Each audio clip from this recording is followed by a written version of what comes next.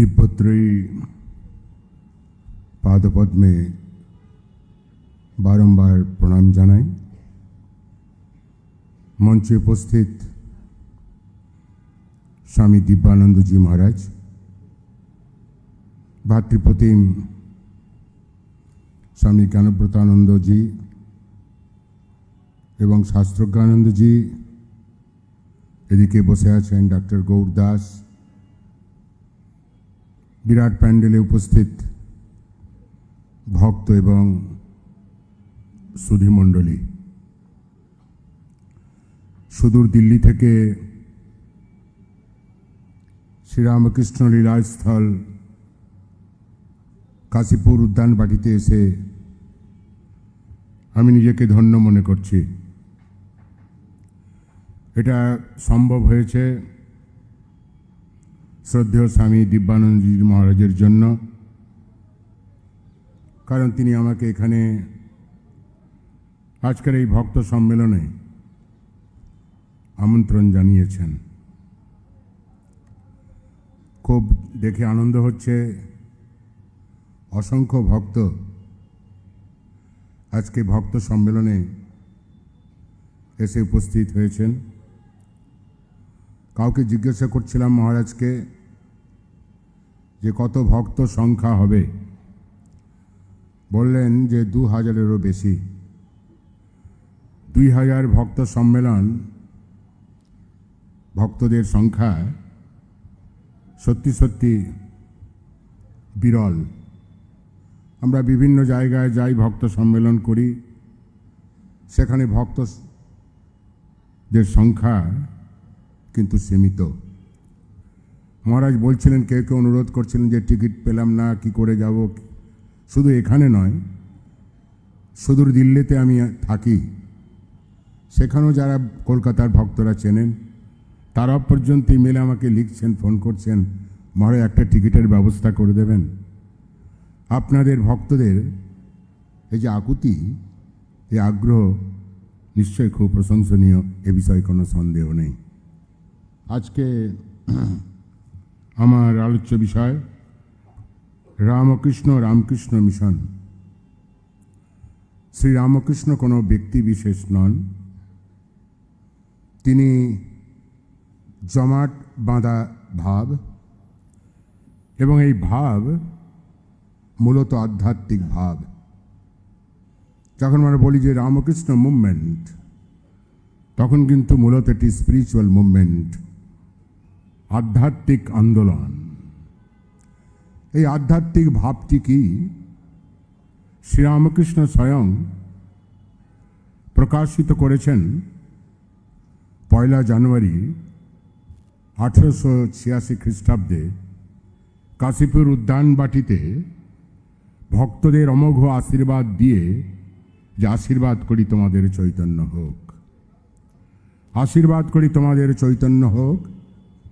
শ্রীরামকৃষ্ণ সমগ্র মানব জাতিকে, মানুষকে জানিয়ে দিতে এসেছিলেন যে মানুষের প্রকৃত স্বরূপ কি, মানুষের প্রকৃত স্বরূপ কি। মানুষ কি কেবল রক্ত মাংস হাড় বিশিষ্ট একটি কি জৈব পদার্থ? না, আমাদের আর্য মুনি ঋষিরা বারবার উপলব্ধি করেছেন এবং ঘোষণা করেছেন, যশন্নন্ত বিশ্বে অমৃতস্য পুত্রাঃ শিবোহম শিবোহম চিদানন্দ রূপ। তারা বারবার ঘোষণা করেছেন যে মানুষের প্রকৃত স্বরূপ সে অমৃতের সন্তান, শিবস্বরূপ। শ্রীরামকৃষ্ণ আসছেন, ওই কথাই তিনি বলে দিয়ে যাচ্ছেন যে যত্র জীব তত্র শিব। এক বিরাট সমীকরণ দিয়ে গেলেন, সবচেয়ে বড় সমীকরণ, মহা সমীকরণ, সেটি হচ্ছে যত্র জীব তত্র শিব। শ্রীরামকৃষ্ণ এটি জানাতে এসেছিলেন ভক্তদের সকলকে যে মানুষের আসল স্বরূপ কি। অজ্ঞানবশত আমরা সেই স্বরূপ ভুলে গেছি। আমরা নিজেদেরকে কেবল দেহ সর্বস্ব বলে মনে করি, কিন্তু তা নয়। অজ্ঞানতাকে দূর করতে হবে। এই অজ্ঞানতাকে দূর করার জন্যই শ্রীরামকৃষ্ণ এসেছিলেন এবং তিনি ঘোষণা করলেন যে মানুষের প্রকৃত স্বরূপ কি। তিনি যদি বেদান্তের কথায় যায়, একই কথা শ্রীরামকৃষ্ণ বলেছেন এবং যেটি ধ্বনিত হয়েছে স্বামী বিবেকানন্দের কণ্ঠে। কি বলছেন স্বামী বিবেকানন্দ বেদান্তকে ব্যাখ্যা করতে গিয়ে অত্যন্ত সংক্ষিপ্তভাবে? কি বলছেন তিনি? তিনি বলছেন, each soul is a potentially divine. The goal is to manifest that divinity within. অর্থাৎ স্বামীজি বলছেন প্রত্যেক মানুষের মধ্যে সেই দেবত্ব রয়েছে। সেই দেবত্বকে জাগ্রত করাই হচ্ছে মনুষ্য জীবনের উদ্দেশ্য। প্রত্যেকে দিব্য, আমি দিব্য, আপনি দিব্য, সকলে দিব্য। এটি হচ্ছে বেদান্তের কথা এবং এই দিব্যতাটাকে বিকশিত করাই হচ্ছে মনুষ্য জীবনের উদ্দেশ্য, যে কথাটি শ্রীরামকৃষ্ণ বারবার বলে গেছেন, আমাদের আর্য ঋষিরা মনে বলে গেছেন। তাই আমাদেরকে বুঝতে হবে, জানতে হবে, শ্রীরামকৃষ্ণ যে সেদিন আশীর্বাদ করেছিলেন, আশীর্বাদ করি তোমাদের চৈতন্য হোক, অমোঘ আশীর্বাদ, যে আশীর্বাদের দ্বারা সকলকে তিনি জানিয়ে দিতে এসেছিলেন যে মানুষ স্বরূপত ঈশ্বর, মানুষ স্বরূপত ঈশ্বর। মানুষের মধ্যে সেই শক্তি রয়েছে, সেই সাহস রয়েছে, অনন্ত শক্তি। স্বামী বিবেকানন্দের ভাষায় যদি বলি, তাহলে স্বামী বিবেকানন্দ খুব সুন্দর ইংরেজিতে বলছেন, infinite power is lying within you, you can do anything and everything. আমাদের আর্য মুনি ঋষিরা এবং শ্রীরামকৃষ্ণ স্বামী বিবেকানন্দ বুঝিয়ে দিতে এসেছিলেন, সকলকে অভিহিত করতে এসেছিলেন যে তুমি কেবল সাধারণ মানুষ নও, তোমার মধ্যে রয়েছে অনন্ত শক্তি। সেই শক্তিকে বিকশিত করতে হবে এবং বিকশিত হলে মানুষ সব কিছু করতে পারে। মানুষ সসীম নয়, মানুষ অসীম। মানুষ অসীম। মানুষের সংজ্ঞা দিতে গিয়ে শ্রীরামকৃষ্ণ বলছেন, খুব সুন্দর কথা বলছেন, মানুষ কি কমগা? মানুষ কি কমগা? মানুষ তো ঈশ্বরের চিন্তা করতে পারে। কি বলছেন সুন্দর কথা। তাই আর একটা কথা মানুষের সংজ্ঞা দিতে গিয়ে বলছেন যে মানহুস, অর্থাৎ এত সংক্ষিপ্ত মাত্র কয়েকটি শব্দে তিনি বলছেন মানহুস, অর্থাৎ মান সম্পর্কে যার হুঁশ হয়েছে সেই একই কথা। অর্থাৎ মানুষকে নিজের প্রকৃত স্বরূপ সম্পর্কে অবহিত হতে হবে, জানতে হবে এবং সাধনার পথে এগিয়ে যেতে হবে। এটি হচ্ছে শ্রীরামকৃষ্ণের ভাব, এটি হচ্ছে শ্রীরামকৃষ্ণের ভাব। এবং সেই শ্রীরামকৃষ্ণ উপলব্ধি করেছিলেন, বুঝতে পেরেছিলেন, কারণ তিনি তো দিব্য পুরুষ, তিনি তো অবতার। সেই জন্যই তিনি বুঝতে পেরেছিলেন। এই জন্যই তিনি কাশীপুরে রোগোচ্ছলে সন্ন্যাসী শিষ্য এবং ভক্তদের সঙ্গবদ্ধ করেছিলেন। তার পরিকল্পনা ছিল, বিরাট পরিকল্পনা। সেই পরিকল্পনা শুরু হয়েছিল দক্ষিণেশ্বর, তারপরে শ্যামপুর কুরবাটিতে এবং শেষ পর্যায়ে এসে এই কাশীপুরে সেই পরিকল্পনা ধীরে ধীরে রূপ নিচ্ছিল। অর্থাৎ শ্রীরামকৃষ্ণ অনুভব করেছিলেন, বুঝেছিলেন যে তার অবর্তমানে তার যে আধ্যাত্মিক ভাব, যে কথাটা স্বামী বিবেকানন্দ বলছেন যে শ্রীরামকৃষ্ণের অনন্ত ভাব, সেই অনন্ত ভাবকে প্রচারিত এবং প্রসারিত করতে হবে, মানুষের কাছে পৌঁছে দিতে হবে। সেই জন্য দরকার হচ্ছে সংঘ, দ্য অর্গানাইজেশন। স্বামী বিবেকানন্দ সেটি গিয়ে বুঝেছিলেন। পাশ্চাত্যে গিয়ে যে কোনো বড় কাজ করতে হয় তাহলে প্রয়োজন হচ্ছে সংঘ, প্রয়োজন হচ্ছে অর্গানাইজেশন। এবং আমরা দেখছি কাশীপুরে শ্রীরামকৃষ্ণ সবাইকে গেরুয়া বস্ত্র দান করছেন। এটা ইঙ্গিত, কিন্তু বস্ত্রদান করা কেবল নয়, এটি ইঙ্গিত রামকৃষ্ণ সংঘের সূত্রপাত আমরা বলতে পারি। কেবল তাই নয়, এখানে নরেন্দ্রনাথকে তিনি বারবার একান্তে ডেকে নিচ্ছেন এই ঘরে কাশীপুরে এবং আলোচনা করছেন কি হবে সংঘের রূপরেখা, কি হবে সংঘের রূপরেখা আলোচনা করছেন এবং দায়িত্ব দিয়ে গেছেন এই সন্ন্যাসী শিষ্যদের তাদের দেখাশোনার জন্য এবং তাদেরকে আরো ভালোভাবে ঐক্যবদ্ধ করার জন্য, যাতে করে শ্রীরামকৃষ্ণ সংঘ বা রামকৃষ্ণ সংঘ বা রামকৃষ্ণ মিশন দানা বাঁধতে পারে। এবং আমরা দেখছি কি করে ধীরে ধীরে এই শ্রীরামকৃষ্ণ সংঘ, অন্য ভাষায় বলতে পারি রামকৃষ্ণ মিশন, কিভাবে এগিয়ে চলেছে এবং কত সমৃদ্ধ হয়ে উঠেছে এবং কত শক্তিশালী হয়ে উঠেছে। এই রামকৃষ্ণ মিশন একটা সাধারণ মিশন নয় বা সংঘ নয়, বলতে পারা যায় একটি অভিনব সংঘ। অভিনব সংঘ, ইউনিক এই রামকৃষ্ণ সংঘ। এবং এই সংঘের বেশ কয়েকটি বৈশিষ্ট্য আছে, অনেকগুলি বৈশিষ্ট্য আছে। শ্রীরামকৃষ্ণ সংঘকে যদি আমরা দেখি তাহলে দেখব যে শ্রীরামকৃষ্ণ সংঘের বা মিশনের কত উদার ভাব, যেভাবে কাউকে প্রত্যাখ্যান নয়, সকলকেই স্বাগত, সকলকেই গ্রহণ, কত উদার ভাব। সেদিন বলছিলাম একটা মিটিংয়ে দিল্লিতে, কেউ কেউ প্রশ্ন করেছিলেন যে আমরা কেন 24শে ডিসেম্বর শ্রীরাম এই ক্রিসমাসের জন্মদিন পালন করি বা প্রাক সন্ধ্যা ক্রিসমাস ইভ পালন করি, আমরা তো হিন্দু অর্গানাইজেশন। তার উত্তরে বলেছিলাম বিরাট বক্তৃতায় আমাদের আশ্রমে যে শ্রীরামকৃষ্ণ মিশন বা শ্রীরামকৃষ্ণ দর্শন সকল ধর্মকে সম্মান করে, সকল ধর্মকে সম্মান করে, সকল ধর্মকে শ্রদ্ধা করে, সর্বধর্ম সমভাব সেই রামকৃষ্ণ ফিলসফির একটি অঙ্গ বা বৈশিষ্ট্য, সর্বধর্ম সমভাব, the peaceful coexistence of religion. সেই শ্রীরামকৃষ্ণ সংঘের মিশনের যে উদার ভাব, লিবারাল অ্যান্ড ক্যাথলিক, এই উদার ভাব এটা বিরাট বৈশিষ্ট্য রামকৃষ্ণ সংঘে, যেখানে দেখতে পাবেন যে কোনো সংকীর্ণতা নেই, কোনো সংকীর্ণতা নয়। অনেক সম্প্রদায় আছে, আমি সমালোচনা করছি না, অনেক সম্প্রদায় আছে, ধর্মীয় সম্প্রদায় আছে, সেখানে কিন্তু এই উদার ভাবের পরিচয় পাওয়া যায় না, উদার ভাবের পরিচয় পাওয়া যায় না।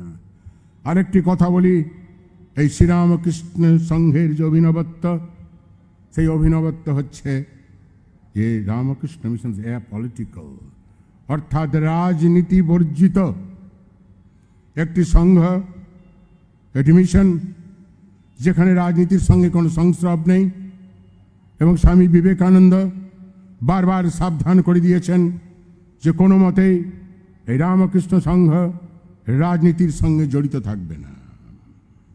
এবং আমি দেখেছি কিভাবে এটা পালন করা হয়, আজ অবধি কিভাবে পালন করা হয়। যারা নিন্দক সেই সময়ের তারা কত রকম কথা বলেছিলেন যে রামকৃষ্ণ মিশন নিবেদিতাকে তাড়িয়ে দিয়েছে, মর্মান্তিকভাবে তাড়িয়ে দিয়েছে। এ কথাটি সত্য নয়। কেন নিবেদিতাকে চলে যেতে হলো? এই জন্যই চলে যেতে হলো যে ধীরে ধীরে সিস্টার নিবেদিতা এই রাজনীতির সঙ্গে জড়িয়ে পড়েছিলেন, আপনারা সকলে জানেন। তাকে অনেকবার বুঝিয়েছেন রাজা মহারাজ, মহাপুরুষ মহারাজ, যদি তুমি রামকৃষ্ণ মিশনের সক্রিয় সদস্য থাকতে চাও তাহলে তোমাকে রাজনীতি বর্জন করতে হবে, তাদের সংস্রব বর্জন করতে হবে। এটি হচ্ছে স্বামীজির মূল কথা। কিন্তু তিনি পারেননি, সেই জন্য তাকে ছেড়ে চলে যেতে হলো। ছেড়ে চলে গেলেও কিন্তু রামকৃষ্ণ মিশনের তার যে সম্বন্ধ, সেই সম্বন্ধ অটুট ছিল, শ্রদ্ধার সম্বন্ধ, সম্মানের সম্বন্ধ, সেটি কিন্তু অটুট ছিল, আমরা জানি। শুধু তা নয়, এই রামকৃষ্ণ সংঘের একটি অভিনবত্ব আমরা দেখতে পাচ্ছি। সেটি কি? সেটি হচ্ছে যে সম্প্রদায় বিহীন সম্প্রদায়, নন সেক্টেরিয়ান সেক্ট। এটা খুব বড় কথা, বোঝার কথা, নন সেক্টেরিয়ান সেক্ট। শ্রীরামকৃষ্ণ মিশন কোনো সম্প্রদায় নয়, কোনো সম্প্রদায় নয়। কেন কোনো সম্প্রদায় নয়? যে শ্রীরামকৃষ্ণ কিছু নতুন কথা বলেননি। শ্রীরামকৃষ্ণ যে সনাতন হিন্দু ধর্ম, তাকেই তিনি যুগ প্রয়োজনে প্রচারিত এবং প্রসারিত করেছেন। সেই জন্যেই শ্রীরামকৃষ্ণ মিশন কোন একটা নতুন সম্প্রদায় শ্রীরামকৃষ্ণ গড়ে তোলেননি। সেই জন্য বলা হয় নন সেক্টেরিয়ান সেক্ট, কোনো সম্প্রদায় নয়। এটা খুব বড় কথা। কিন্তু আমরা অনেকেই জানি যে রামকৃষ্ণ সম্প্রদায়, না, রামকৃষ্ণ সম্প্রদায় নয়, রামকৃষ্ণ নন সেক্টেরিয়ান সেক্ট, সম্প্রদায় বিহীন সম্প্রদায়। এটা খুব বড় কথা। আর যে কথাটি আরও অভিনবত্বের কথা যদি বলি, তাহলে দেখব রামকৃষ্ণ মিশনের সমন্বয় যে ঘটেছে, রামকৃষ্ণ মিশনের এই যে দর্শনে অপূর্ব সমন্বয়, সর্বধর্ম সমন্বয় তো ঘটেছে। আরও যেটি ঘটেছে সেটি হচ্ছে যে চারটি যোগের সমন্বয়, চারটি যোগের সমন্বয় অদ্ভুত। আমরা জানি অনেক জায়গায় কেবল একটিমাত্র যোগকে অবলম্বন করা হয়, একটিমাত্র যোগের ওপরই নির্ভর করা হয়, এবং সাধককে বারবার বলা হয় যে এইমাত্র এই যোগের ওপরে নির্ভর করবে, এই যোগের অনুশীলন করবে। স্বামী বিবেকানন্দ সিলমোহর তৈরি করলেন, রামকৃষ্ণের মিশনে যে সিলমোহর আপনারা সকলেই জানেন। এই সিলমোহর থেকে কি ভাব উঠে আসে? সিলমোহর থেকে এই ভাবই উঠে আসে যে চারটি যোগের সমন্বয়, চারটি যোগের সমন্বয় বা একটি যোগের দ্বারা সেই পরমাত্মাকে লাভ করা যায়, সেই পরমাত্মাকে লাভ করা যায়। তাই দেখা যাচ্ছে যে যার যেরকম রুচি, চাপিয়ে দেওয়া নয়, জোর করা নয়, যার যেরকম রুচি, যদি কারো কর্মযোগ ভালো লাগে কর্মযোগের অনুশীলন করবেন, যদি কারো জ্ঞানযোগের অনুশীলন করতে চান, ভালো লাগে জ্ঞানযোগের অনুশীলন করবেন, ভক্তিযোগের অনুশীলন করবেন, কেউ রাজযোগের অনুশীলন করবেন। এটাই হচ্ছে শ্রীরামকৃষ্ণ মিশনের অভিনবত্ব, শ্রীরামকৃষ্ণ মিশনের অভিনবত্ব। আর একটি কথা বলি, যেটি স্বামী বিবেকানন্দ, যেটাকে মটো বলা হয়, রামকৃষ্ণ মিশনের মটো, অদ্ভুত। আমি দেখেছি বহু সম্প্রদায়, যখন আমি হরিদ্বারে ছিলাম, বহু ধর্ম সম্প্রদায়, কয়েক হাজার,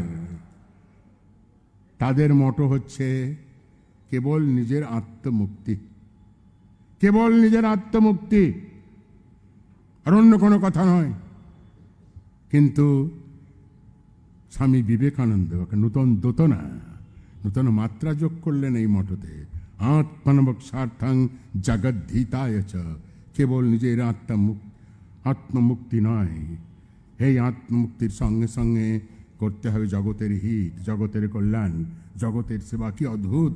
শ্রীরামকৃষ্ণ একটি নূতন মাত্রা, নূতন দোতনা যোগ করলেন, যে আত্মনমোক্ষার্থং জগদ্ধিতায় চ।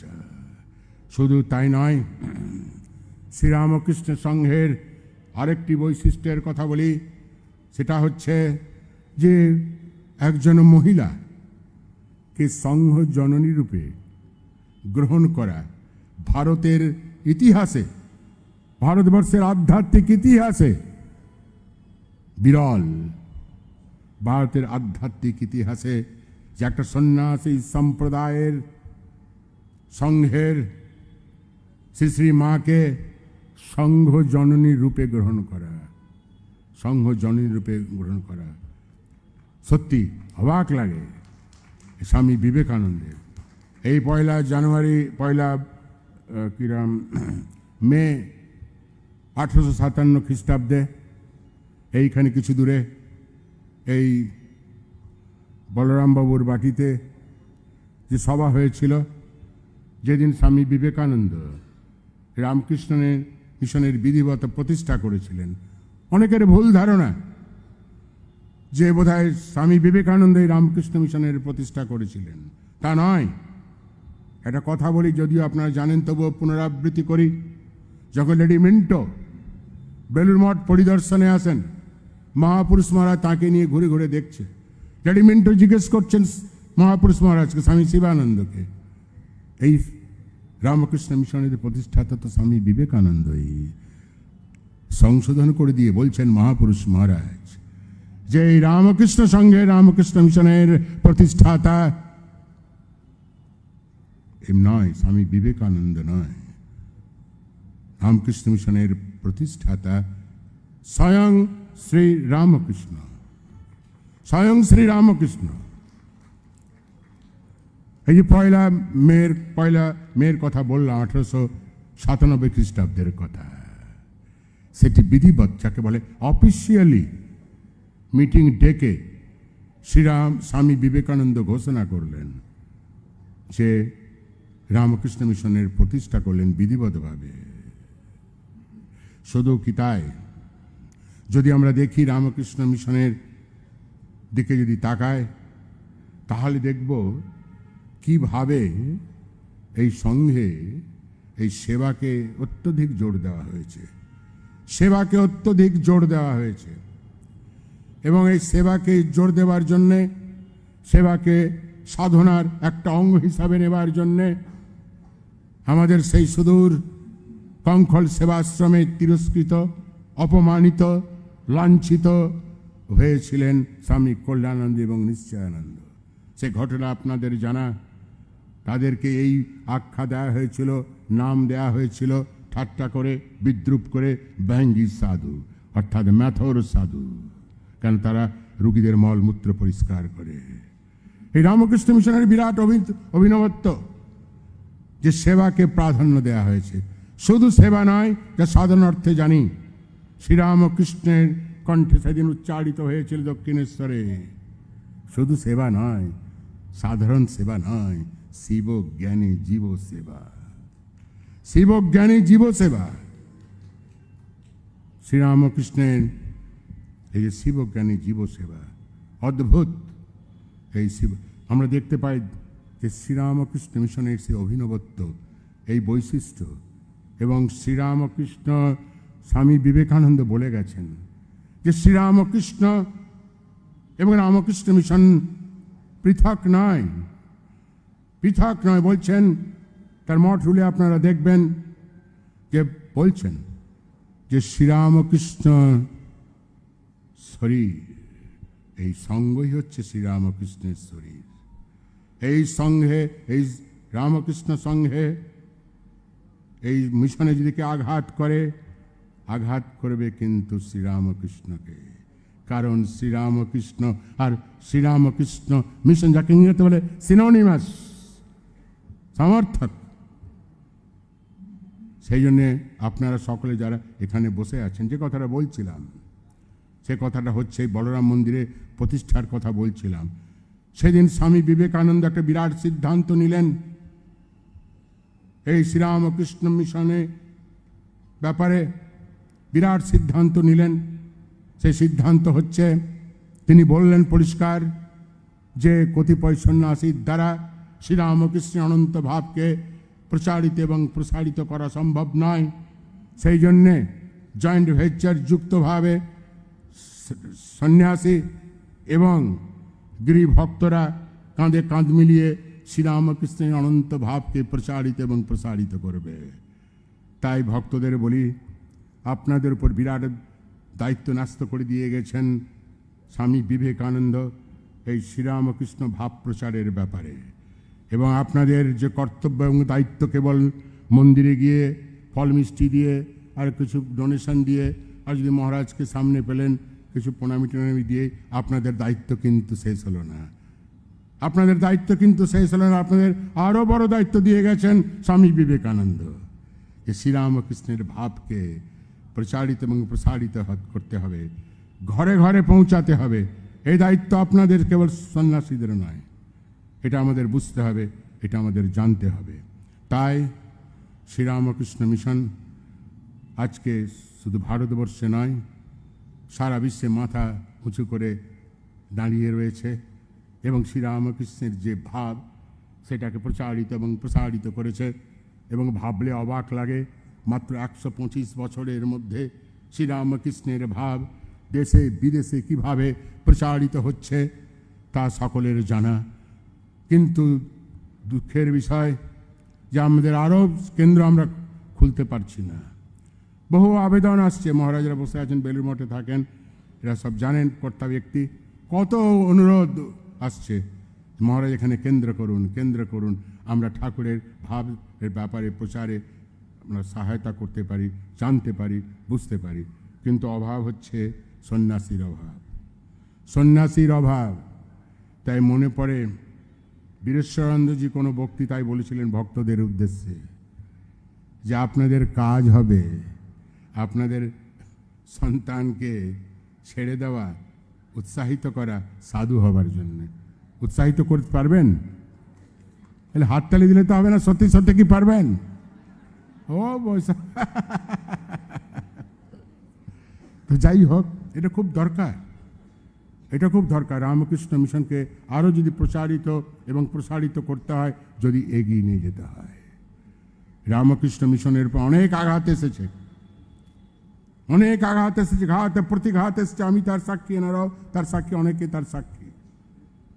কিন্তু রামকৃষ্ণ মিশনের যে গতি, রামকৃষ্ণ মিশনের যে শক্তি, তাকে কেউ দমাতে পারেনি, কোনো শক্তিই দমাতে পারেনি।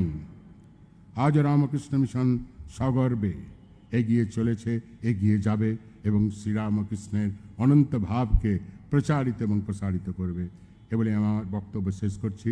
ধন্যবাদ।